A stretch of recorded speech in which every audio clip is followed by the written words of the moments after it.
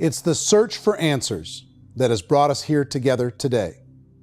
My name is Eric Worre, and for almost 30 years I've been an entrepreneur, struggling at times, but ultimately succeeding.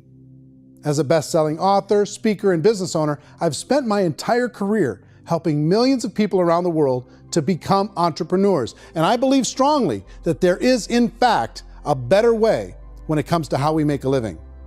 The career landscape has changed dramatically, and many are still working in a model that is completely out of date. What worked for previous generations isn't working as well for people today.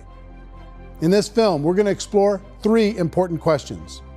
First, what's really going on in our working world today? Second, in this new economy, is it better to become an entrepreneur, or is it safer to work for someone else? And third, if a person decides to become an entrepreneur and start their own business, how can they do it without taking on massive risk? To help in this journey, I've brought together some of the greatest experts and thought leaders in the field of entrepreneurship to share the real facts with you. My intention is to give you new information that will allow you to make choices that are not limited by an old, outdated model. Let's start by understanding what's going on in our working world today.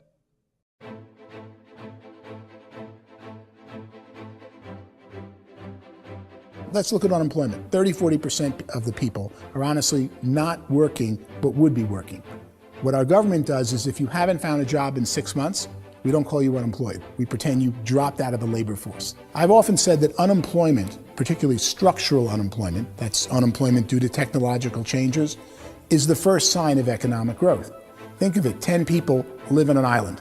They go out every day and fish. One day, new technology shows up. A missionary brings them a net. Now, using the net, one pilots the boat, one throws the net. 2 fishermen can do all the work 10 used to. That's a 500% increase in productivity, 2 doing the work of 10, in one day. You don't have to learn a lot to learn how to throw a net instead of throw a fishing line.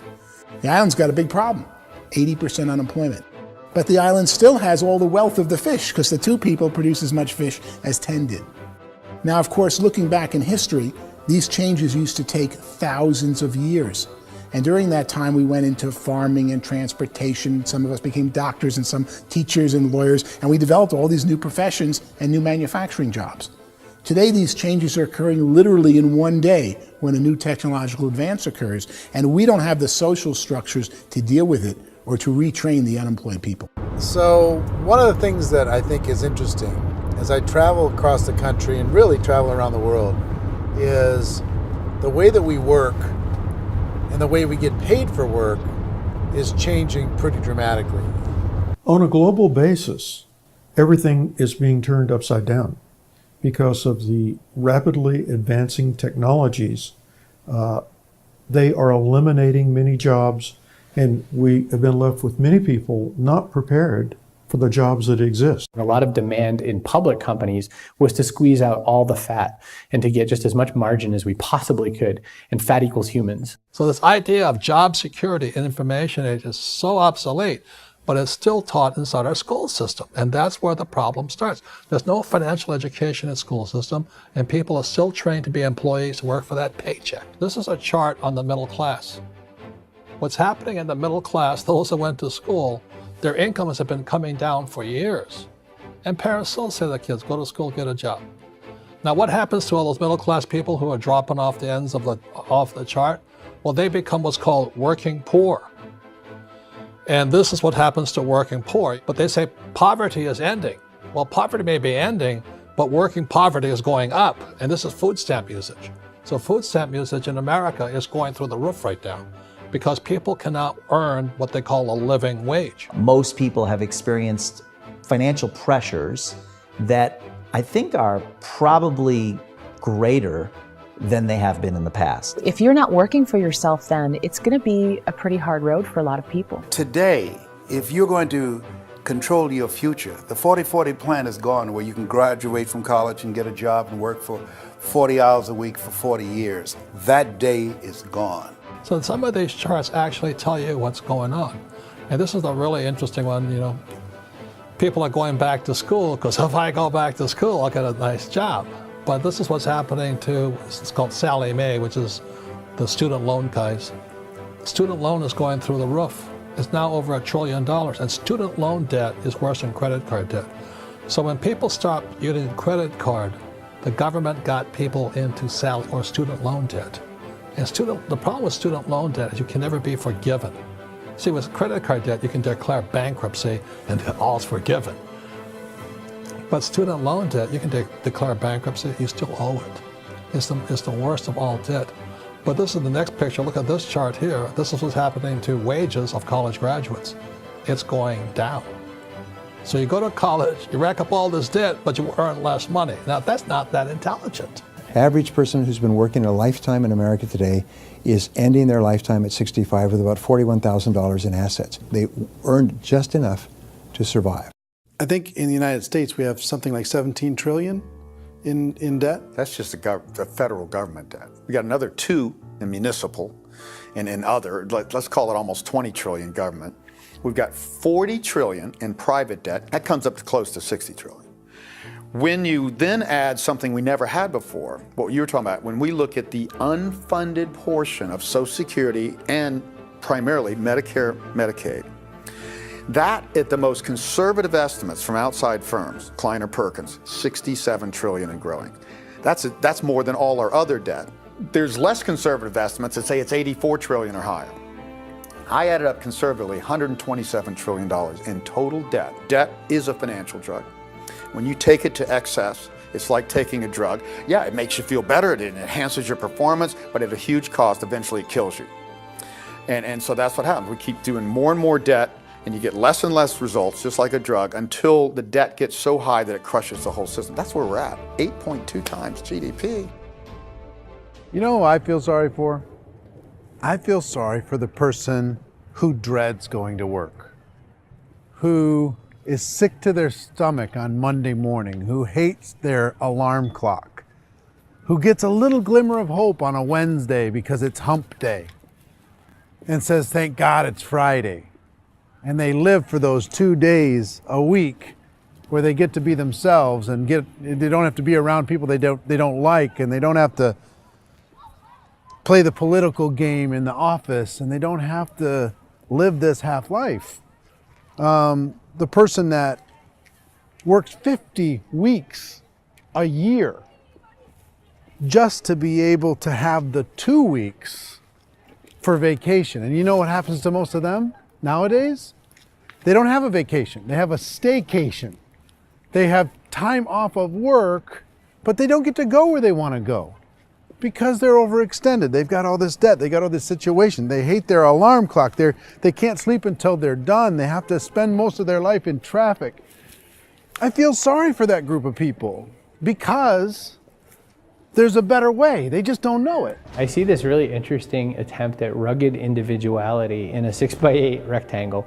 And I feel like you're all the same, except for the little push pins of the pictures. There's different pictures. Yours is named Jenny and his is named Sujara, but it's the same people. And this is how they are, and they're just like the zombies, and there's no joy in there, there's no fun. There's always like the wacky woman who decorates her cubicle, and that's the most she can do there. You got to give her credits, right? The wacky cubicle woman. The basis for their life is worry. I'm worried, you know, maybe I'll get fired. I'm worried maybe my company will go out of business. I'm worried I can't keep spinning the plates on paying the bills. I'm worried about how do I send my kids to college. I'm worried, what if the transmission of my car breaks? That's, you know, 2 or 3, I can't fix it. People live in a sea of worry, and it eats at them. Those signs that people held up during the Depression didn't say looking for gainful employment in a cubicle. It said looking for work. Work is what we're looking for. Job is just a unit of measurement. Work is what we're going after. It's time to look in the mirror and say, it's not the economy, it's my economy. It's my little world of where I am. I need to improve. I'm not going to wait for the economy to come back, because frankly, the economy is doing great in this country. So I'm here on Wall Street, the financial center of the universe, the financial capital of the world. This is where most people's money goes to at least be held for a time, right? With interest rates in banks being effectively zero, and many experts are predicting it's going to stay at zero for the next 10, 20, even 30 years, people feel like they don't have any choice but to put their future into equities, to put their future into the hands of other people on this stock market, and hope that the stock market goes up, hope that the stocks that their advisors pick or that they pick goes up. That's one way to go, I guess.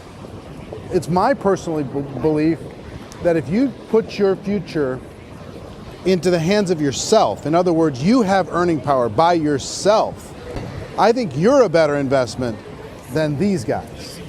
I think controlling your future is a better option than handing over your retirement to these guys. The average household income in the United States is approximately $50,000 a year, what they call the middle class. To reach the top 25% of income earners, you need to earn at least $90,000 a year. To reach the top 10% would be a household income of $140,000, the top 5%, $190,000, and to be in the top 1%, you'd need a combined household income of at least $380,000 a year. So here's the question. What do you think would give you the best chance to move up and get to the top 10%, the top 5%, the top 1% or beyond? In my opinion, and in the opinion of many, many experts, the answer is to become an entrepreneur, to become your own boss. I think you have to be a business owner. I can't, the only time I ever say to someone it'd be great to be an employee is when they've already told me they've surrendered. I only tell people who are wounded spiritually that they should be an employee. And it's that feeling that you get when you pick up the backpack off the little Cub Scout and say, "Don't worry, little guy, we'll get you back to the camp." You know, it is in no way a kindness when I tell someone they'd be a great employee. The other status symbol really increasingly is lifestyle. I mean, people who can own their own business, maybe even work out of their house. That, I tell you, people admire that. Like, gosh, I wish I could do that. The spirit of the entrepreneur is to be a risk taker and to be resourceful and unstoppable and to have a vision of yourself beyond where you are and not willing to settle for life as it is. Think about the great entrepreneurs. They're visionary. They have heart. They're willing to do today what others won't so they can do tomorrow what others can't. Personally, I don't think of the new economy, the old economy. I create my own economy. The entrepreneur's in control. I decide what the economy is going to be like. In the world of entrepreneurship, there are no limits. You can make as much as you want, depending on how much you want to work and how smart you are and how great a team you put together.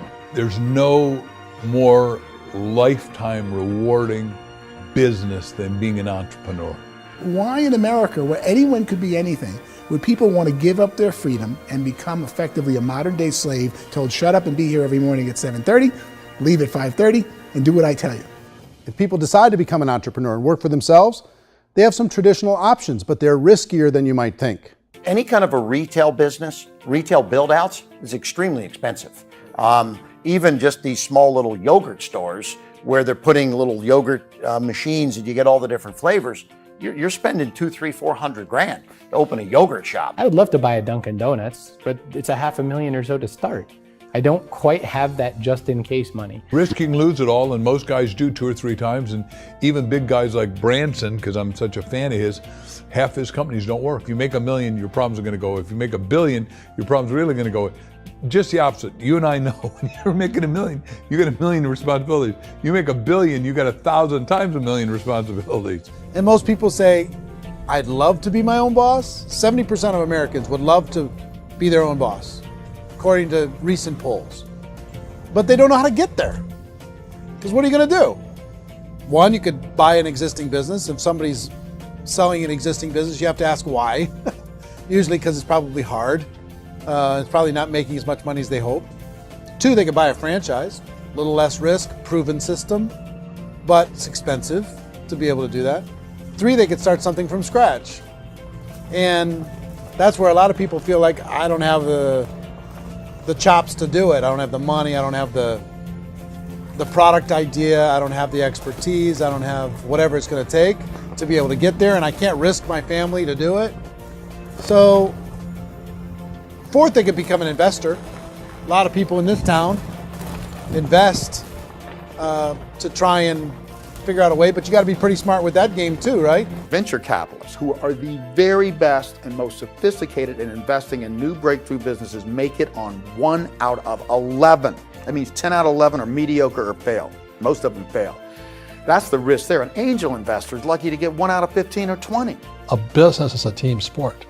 Like, I have to have accountants, I have to have engineers, I have to have system designers, I have to have sales, marketing, I have to have accounting, I have to have mission statements, I have to have legal and all that. The average Joe Schmo, even me, I go out there, I don't have the skills to put a business together. I think the bottom line for the 4 traditional options is they take money, sometimes a lot of it. They take expertise, and they take time. All of that adds up to just too much risk for most people. I bought a business from somebody else and it was a lot of work. And you start wondering, what did I just buy? Because I guess ultimately I own your email list and I just overpaid for it. People that start their own business, they spend a lot of money, they spend a lot of time, a lot of effort to get things started. And the more you invest on the upfront, the harder you typically work at it. I can tell you what the success rate is of a restaurant. What is it? They're crazy enough. About 90% of them fail. About 90%, in how quickly?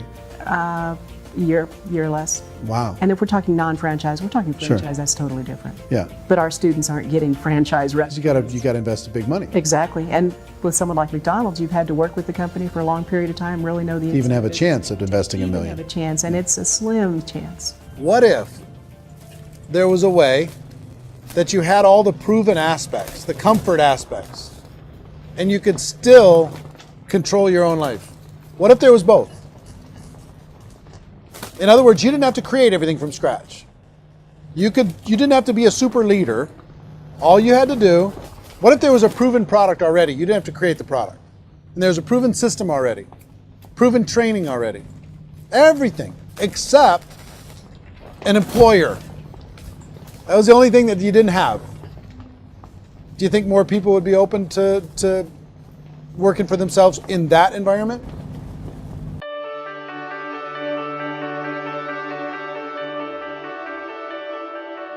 In our search for a better way to make a living, we've come to the conclusion that becoming an entrepreneur is actually safer than being an employee.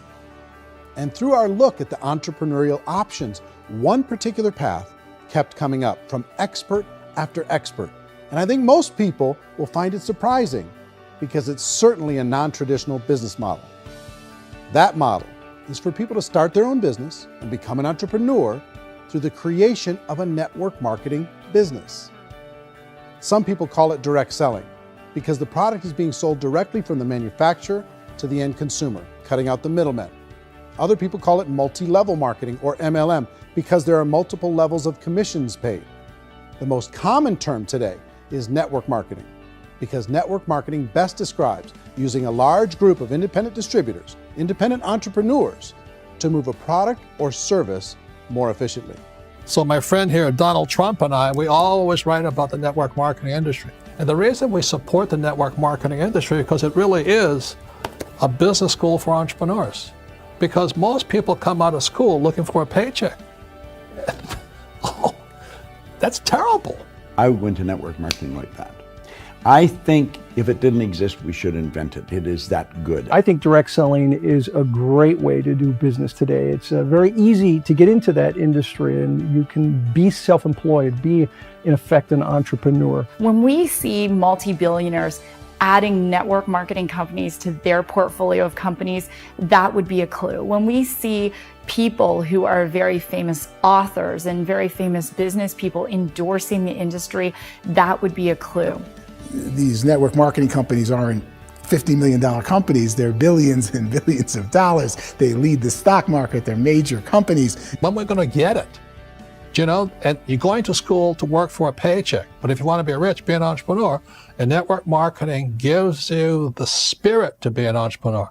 A traditional company will spend up to 50% of their total revenue on marketing. Network marketing companies use a different approach. Instead of having all that extensive marketing expense, they utilize a network of independent distributors to do the marketing for them. Now, why do they do this? First, because word-of-mouth advertising is so much more effective today than traditional media advertising. Second, some products need to be explained or demonstrated and an independent salesperson can do that more effectively than an ad campaign. Third, it's completely efficient. The company only pays for the marketing of their product if a sale happens and not before. Imagine if Amazon allowed you to become an independent distributor and paid out 40% of its revenue to that distributor group. All you had to do as a distributor was recommend a product, and if a person bought it on Amazon, Amazon would take care of all the logistics and you'd get paid for bringing the customer. Now imagine you got paid for every purchase that customer made for the rest of their lives. Well, Amazon doesn't offer this option, but network marketing companies do. 85% of all buying decisions in our society are made as a result of word of mouth or reputation. We're recommending things to each other all the time. You know, who's your dentist? Who's your doctor? Who's your lawyer? What detergent, are you using? What legal system are you using? What product are you using? We're talking to each other about the things that we love anyway. When you go into a big box retailer, you're lucky if the clerk looks you in the eye, much less gives you any detailed or accurate information about what you're purchasing. So of course, this personal information, this education coming from a friend, a neighbor, a relative, or even a stranger, but one who has experience with the product is extraordinarily valuable. As a matter of fact, network marketing can educate consumers probably better than any other form of marketing. It certainly can do better than advertising, because advertising usually has a certain hype to it and you can only get limited information.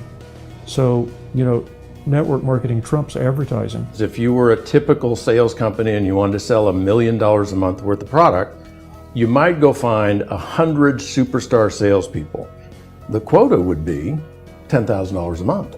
So network marketing as a distribution system just flips the numbers. So we use 10,000 happy, raving fans of a particular product, and we don't concern ourselves so much with how much product each one of them individually sells. If they sell just $100 or $200 a month, and there's 10,000 of them, you're selling $1 million to $2 million a month worth of product. And that's the best way I can explain how network marketing works. This is the marketing arm of the company. There's not money being wasted on bricks and mortar. There's not money being wasted on inventory that's sitting stagnant somewhere. There's not of employees standing around that don't have customers. These are people that are going to connect with customers. These companies allow people to become independent distributors for extremely low cost and with no minimum time or sales quota. Essentially, they own their own business and can provide as much or as little sales as they choose. In other words, the distributor gets all the benefits of traditional business ownership without the risk. The advantage of network marketing is the ease of entry, the low risk, and the low startup cost, because almost everything else has very high risk. You can get in for a minimal investment. You're buying into a system that's already been proven, products or services that have been proven to work. The keys to network marketing is providing an opportunity for the masses to get involved, providing an opportunity for the average person who doesn't have the resources to start their own business. All of this so far is fairly straightforward, but network marketing offers another benefit, and it's this benefit that makes it so interesting for entrepreneurs. Network marketing allows a distributor to build their own network of other distributors and then compensates them on the sales created by that entire group. Direct selling is, at its base, very simple. It's the sale of a product or service to an individual on a face-to-face, one-on-one basis, just the way we're talking right now. But there's an important element as well, and that's the offering in conjunction with that sale of product, the offering of an opportunity for someone to make something of themselves. No matter what your social status is, no matter what language that you speak, I mean, look how many unbelievable people are becoming successful that speak every kind of language out there. What an awesome gift to give the world. Instead of having to work your way up in a system and prove that you could be a sales manager, they just decided everybody can be a sales manager. Everybody gets to build a sales team from day one. And so what that brought into the system of growth as a direct selling company is the concept of compounding or geometric progression. Because now you can actually grow sales force very quickly because everybody is enrolling people in their own sales force. People who are like, oh, this is weird, I'm building a sales team, or what do you think you do at a regular company? How do you think a regular company works? Network marketing is the only industry that doesn't say your past determines your future. looks at your past and says, okay, now what can we train you to do so you can have a great future? Every other employer out there wants to exploit you for what you already know, not teach you something new. Network marketing has the potential to save the United States and the world because it's going to teach people not to be employees, but to be entrepreneurs.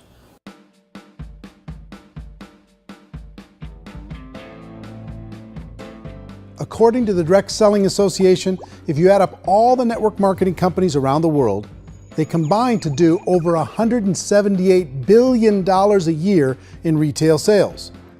To give you an idea of how big that really is, the NFL, the National Football League, does approximately $9 billion a year. The music industry does a little more than $16 billion a year, and the movie industry does about $80 billion a year.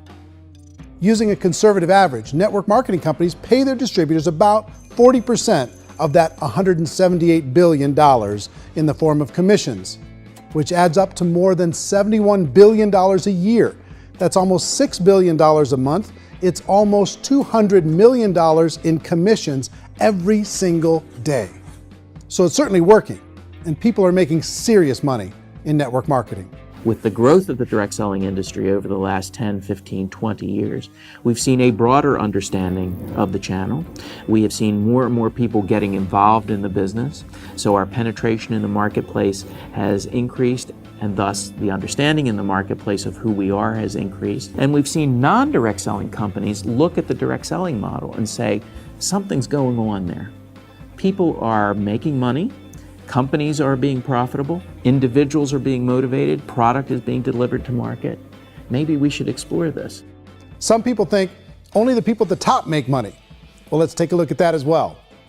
In the network marketing profession, there are roughly 500 people in the world who earn over $1 million a year. If you round that number up to $2 million a year, that adds up to about $1 billion a year. That takes the $71 billion paid out each year down to $70 billion. So where does the rest of the money go? The vast majority goes to part-time people making anywhere from a few $100s a month to many thousands of dollars a month. It goes to people who choose to make it a full-time career move and earning even more than that. Every day, people are using the money they earn through network marketing to pay off debt, have more fun, and improve the quality of their lives. Everyone I know in network marketing has been doing that since the 50s. They go to work when they want to go to work. They stop working when they want to take time with their children to have a leisurely breakfast and discuss issues and drive them to school. They go back to work when they get home, wherever they're working out of. The biggest thing that I've seen is people that have become much happier in their life. MLM has probably made more millionaires of more people in more countries, and I've spoken to them in 67 countries than any other single form of business, starting from nothing. If they have a choice between working a job for the next 10 years or working a network marketing business for the next 10 years, the result of working the network marketing business will be better. A lot of people within the industry go on and make this a career and do extremely well at it. Network marketing has been nothing but good for everyone I know that's been involved with it because they did it seriously and they played full out and they've been very successful. It's been a constant barrage of success stories and people showing off stuff that they got as a result of it. How many people are involved? Approximately 16 million Americans and 96 million people around the world are currently participating in network marketing. And in a recent poll, 82% of those people report a good, very good, or excellent experience with network marketing. So people are happy.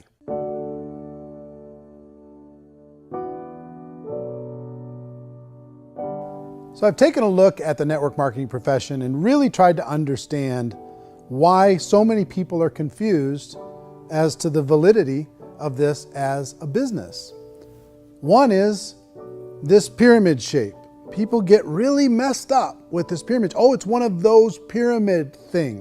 So I just think there are a lot of haters out there who really don't understand the industry and say, oh, it's a get-rich-quick scheme. It's a pyramid. Well, corporate America is a pyramid scheme. You know what I mean? It goes like this. You have thousands of MBAs, let's say working for Ford or General Motors or Coca-Cola. If all these MBAs are all trying to get to here, that's a pyramid. Only one guy's going to make it. Every 10 years, one's going to make it. Whereas you look at network marketing, it's like this. So you're here, and your job is to develop other CEOs coming up behind you. So it's an inverse pyramid. In network marketing, it's a very simple concept. If you sell product, you get paid. It is paid based on production. There is no first mover's advantage. There is no investment component where the more somebody spends, the more they're entitled to make. So the two are polar opposites of each other. Doesn't matter what shape the company is or the compensation plan is shaped, whether it's a circle or a pyramid or a triangle or a trapezoid, it doesn't matter. If compensation is coming primarily from recruitment, then you've got a problem. On the other hand, if an operation is basing their compensation to participants on the basis of sales, even when those sales are generated by people you've recruited, well, then you're a perfectly legitimate enterprise. That's the legal test, it's the practical test. Another issue that's been true in the past that is no longer true now is people used to be in network marketing loaded up with products that they couldn't sell, and they ended up a loser. They ended up with a bunch of product in their garage, they ended up with a bunch of products sitting in their kitchen shelves or whatever, and they thought they could sell it, and then they weren't willing to or able to sell it, and they ended up with a bunch of stuff, and they were bitter about it. There was this thing called front loading where you had to buy, like, well, if you bought $25,000 worth of product, you got better commissions and all this. Today, it's almost all done by computer. It's direct mail, comes from a warehouse somewhere else. You don't have to have all this inventory. You don't have to stock up. It's a paperless world now. Most of it's done online. You have a back office. It really works. And I mean, the technology has changed everything. Third issue is people start talking about 99% of people in network marketing don't make any money. Well, we've talked about that over the course of this journey together. Almost $200 million a day is being paid out to network marketing distributors around the world. The naysayers, the people who say that it doesn't work, are usually the ones who just don't know how to make it work for themselves. And so they're giving you an opinion, and I tell people, don't confuse people's opinions with expertise, because opinions are free. And don't confuse sincerity with the truth, because people could be sincerely wrong. But here's the reality inside of network marketing. The vast majority of people that get involved in network marketing just become customers, and they get involved to be able to purchase product at a lower price. If you take Costco as an example, if a person goes into Costco and gets a membership to Costco so they can get a lower price on the product, we don't call that person a loser because they have a bunch of product that they walked out with a smile on their face. Yet when some people want to take a look at network marketing, they say, well, those people, they're just using the product and they aren't earning an income, so they must be a loser. They're not a loser, they're a happy customer. That's the vast majority of people that are involved in network marketing. Now, a smaller percentage of those people decide to go build a business. They earn $300 a month, $500 a month, $1,000, $2,000. That's the bulk of earnings in network marketing. And then there's the few that really decide to take it serious, really decide to build a large network, really work to make that network very, very productive. And those people make huge amounts of money, and there's no cap. What I do as an outside economist, just somebody looking at this industry like any other industry I speak and say, look, what's the realities of this? 1% do incredibly well. 10% generate some additional income at pretty low risk and effort. That's not, and 90% of people roughly end up customers. One thing that I think is real when it comes to people's perceptions about network marketing is people put this, and distributors, I think, involved in network marketing have some responsibility for this. They have sometimes unrealistic claims about the product or about the income. Most people who become distributors, they want the money, they want to be successful, but they don't have the skills. They don't know what to do. And when people don't know what to do and they're in a new business, they're scared. And when they're scared, they panic and desperation kind of sets in. So they think everyone they talk to has to get in. So if I talk to you and you say, well, no, I don't have time to do that, they're like, no, I need you. You have to do this or I won't be successful. So I start clawing on you. I start that desperation. So then I start making claims about the product, which are not appropriate, probably not even true. Or I start saying, oh, let me show you how you can make all this money and you don't have to do anything, Eric. And so you just totally misrepresent the opportunity, and you're clingy with people because you think you need everybody to be successful. And you don't. You know, one of the messages that I try to deliver most forcefully to companies as well as salespeople in direct selling is that you don't have to overpromise. The reality is in network marketing, there's a lot of hard work involved. There's a lot of effort. You're going to have to develop yourself. It's a business like anything else. It's going to take some time, but in my opinion, it's better.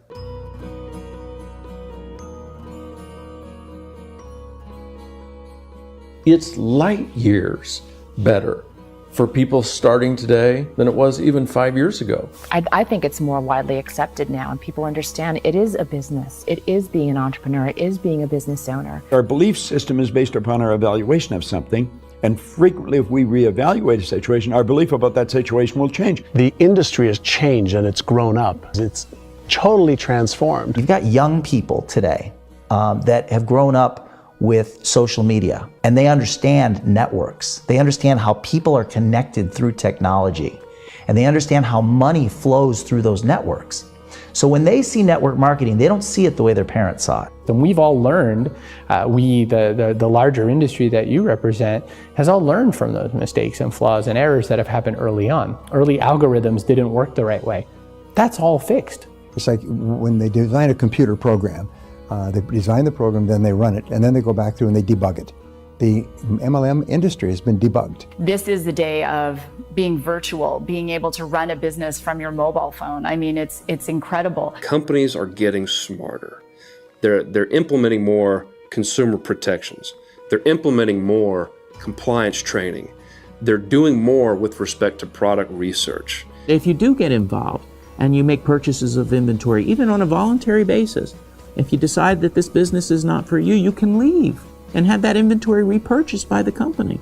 There's no other business that offers that kind of protection on a voluntary, self-regulatory basis.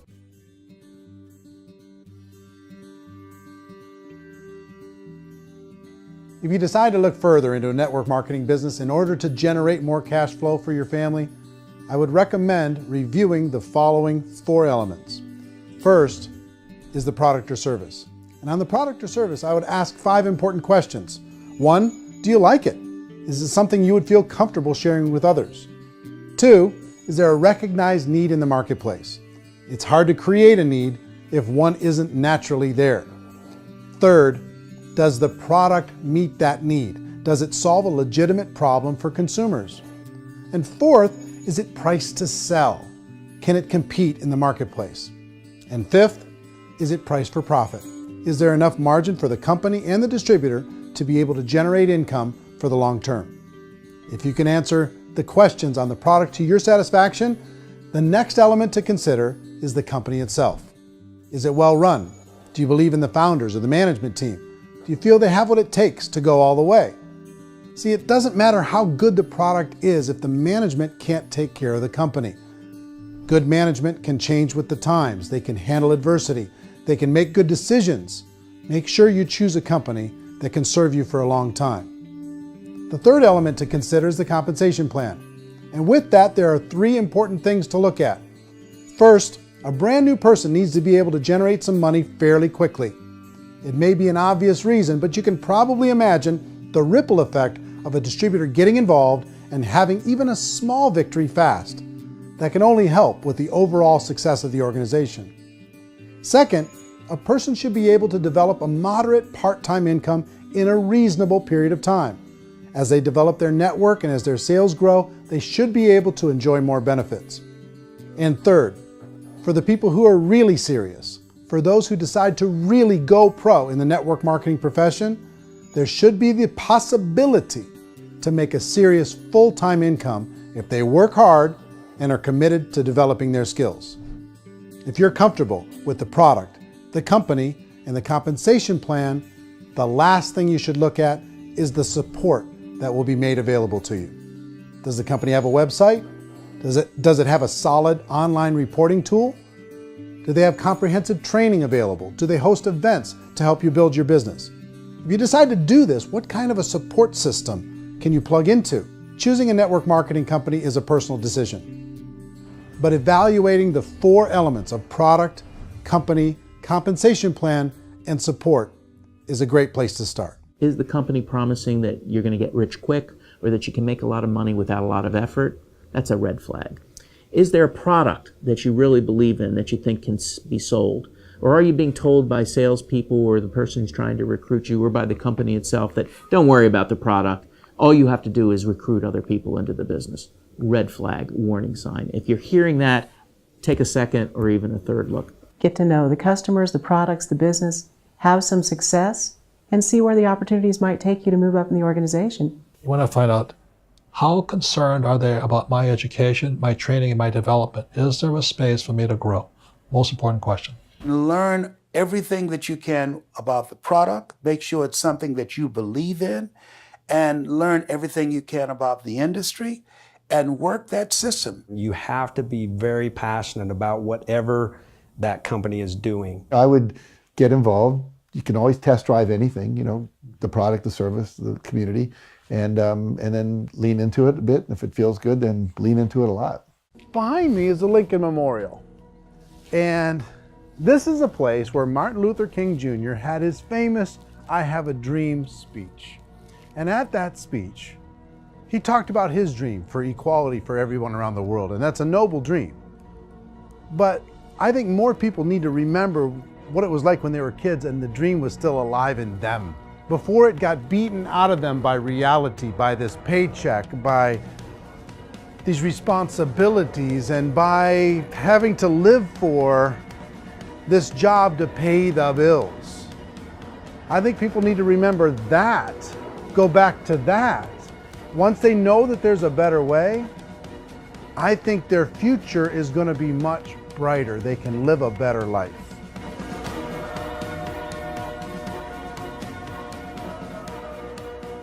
So if you're considering getting involved in a network marketing company, let me offer you just a few pieces of advice. First, network marketing isn't perfect. It's emotional, it's challenging. Like any entrepreneurial venture, it can have its up days and its down days. But if you have an entrepreneurial bone in your body, it's just better. Second, if you're gonna do it, decide to be professional. Decide to go pro. It's better to do that than just be this amateur sticking your toe in the water. Third, as any professional, you're gonna have to learn some new skills. And I promise you, inside of the network marketing profession, they're not too difficult to learn. Fourth, like anything worthwhile, it's gonna take some time. Don't expect that you're gonna get to the finish line right out of the gate. And fifth, it's worth it. It's worth it to be able to take charge of your life again. It's worth it to be able to control your own financial situation. It's worth it for the people you're going to be able to spend time with. It's worth it for the things you're going to be able to see and the experiences you're going to be able to experience. It's worth it for the causes you're going to be able to contribute to, the lives you're going to be able to touch, the customers you're going to be able to help, the friendships you're going to be able to develop. I promise you, it's worth it.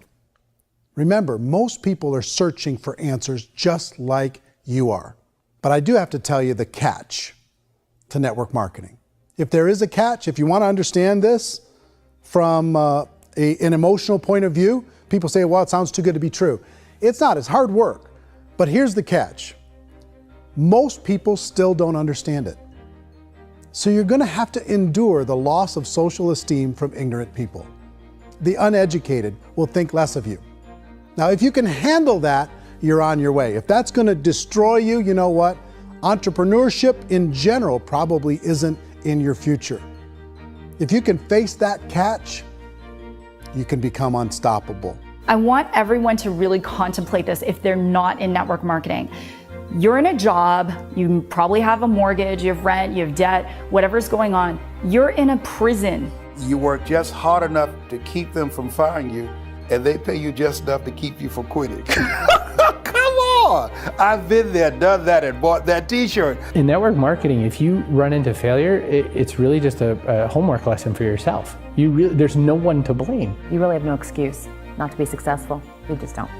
People don't want to hear that, but there's so much available to you. If you want to be a good network marketer, be a student to the people above you, be a fellow traveler to the people on the same level, and be a teacher to those below, and know when it's appropriate to do which.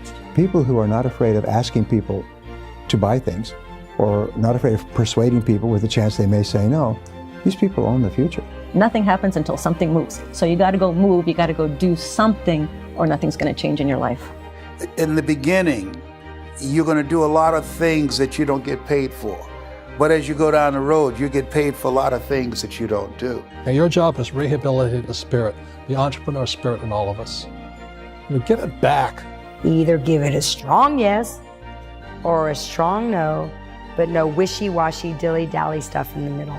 There's dreams and there are nightmares, but I believe that the biggest nightmare of all is when you don't pursue your dream. You're going to see some monumental growth in this profession. It's an exciting, exciting time to be involved with the network marketing profession. The next 10 years, I see just exponential growth. When that tipping point comes, it's not a matter of asking somebody, have you ever heard about network marketing? You're really asking them, which company are you building your wealth in? We are here to fix the world, to improve relationships with other people, to improve other lives.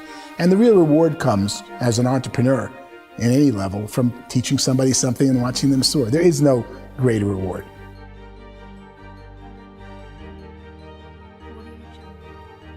Life's too short to spend it living someone else's dream instead of your own. It's too short to spend it living at a fraction of your potential. Can being an entrepreneur be a challenge at times? Sure. But here's what you get in exchange. It can be yours. Something that you built, something that you created, something that you made happen. This balloon represents your dream. It represents entrepreneurship. My wish for all of you is that you would reach out and grab it. The choice is up to you.